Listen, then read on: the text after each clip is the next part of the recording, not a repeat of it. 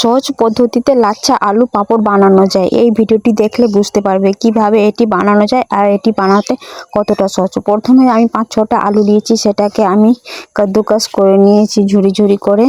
সেটি সবগুলো আলুকে এইভাবে কাদ্দুকাস করে ভালো করে ধুয়ে নিয়েছি। ধোয়া হয়ে গেছে, তারপরে একটি কড়াই আমি গরম জল হতে দিয়েছি। তারপরে কিছুটা লবণ দিয়ে দিলাম। লবণ দেওয়া হয়ে গেছে, তারপরে আলু ঝরিয়ে রাখা ধুয়ে সেটা দিয়ে দিলাম। এটা কিছুক্ষণ 2-3 মিনিটের মতো এটাকে আমি নাড়াচাড়া করে সেদ্ধ করে নেব।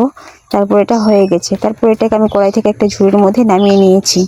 নামানো হয়ে গেছে। সম্পূর্ণ জল ঝরার পর প্লাস্টিক বিছিয়ে গোল গোল করে সুন্দর করে এটাকে আমি রোদের মধ্যে শুকাতে দিয়ে দেবো।